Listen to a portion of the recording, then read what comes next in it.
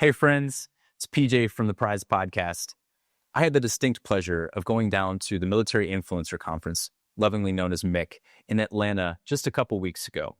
For those of you who are unfamiliar with MIC, it's the largest single gathering of entrepreneurs, leaders, and creatives in the military space.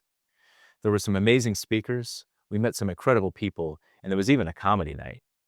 Huge shout out to the MIC event staff for hooking us up with the media pass.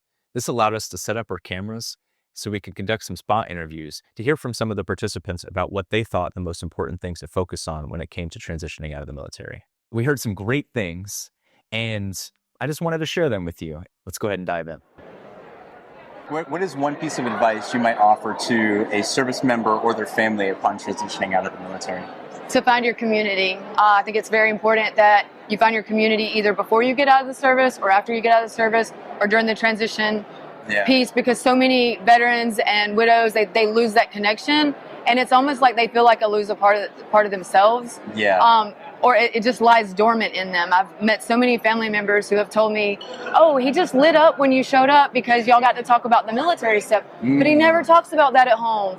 And so I feel like, that's just unfortunate that when we get out of the service, we feel like our family can't relate or whatever the case is, or we jump into the civilian world and we have to navigate new systems and new processes. And so finding those veteran communities that will teach you about entrepreneurship or just connect once a week for socials, or just motivate, talk about, it's like a family. We have this family in the military, and then people get out and they feel like they've lost a part of themselves. So I think finding your community is vital. Right. And do you have experience with any of them that you might recommend? So there's actually so many organizations out there. There's like Warrior Rising. There's the Veteran Podcast on LinkedIn. There is Operation Homefront. There's Warrior Rising. There's a plethora, aren't there? Prize. But and how do you know how to navigate that? Like, what has been some tools or insight that you've been using to maybe help others navigate that?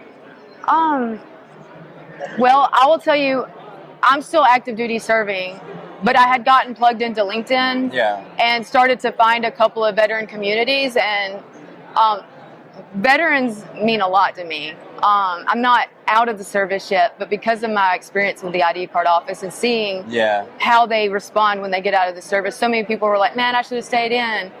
So I get plugged into these organizations because I want them to feel connected.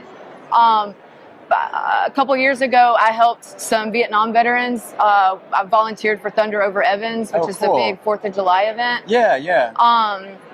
Leading up to, it's the Veterans Day. It's like the Armed Forces Day. Yes. Sure. Armed Forces Day event.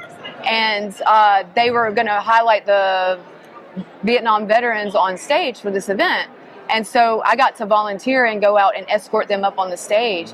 And so many of them were just so excited and proud that they could, not stigmatized anymore, right?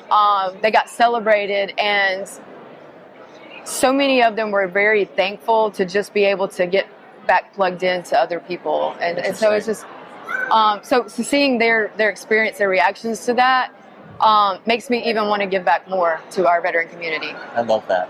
Thank you, Sheena. It was such a pleasure meeting you. So the first person we had on was Sheena, as you can see. Sheena had a fantastic story, but the thing that she's highlighting here is to find your community. We'll hear this over and over again, but finding community is so important, because when you get out, and I can relate a little of this to my own story here, was that when I got out, I wanted nothing to do with the military. I really just shed it as much as I could. I had a pretty poor experience upon getting out, and I know other people have as well. And the first thing that we tend to do is we say, enough of that. It's now on to my next chapter. It's now time for me to redefine myself.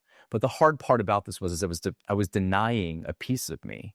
And there's communities out there that speak to lots of different things that we may have liked even outside of the military. But the cool thing is we have people in that community that resonate with things that we do as well. So not only are we able to share our background with them from the military perspective, but we're also able to share new experiences with them and other things that we enjoy doing. Beautiful share. Thank you, Sheena. Really appreciate that bit of advice.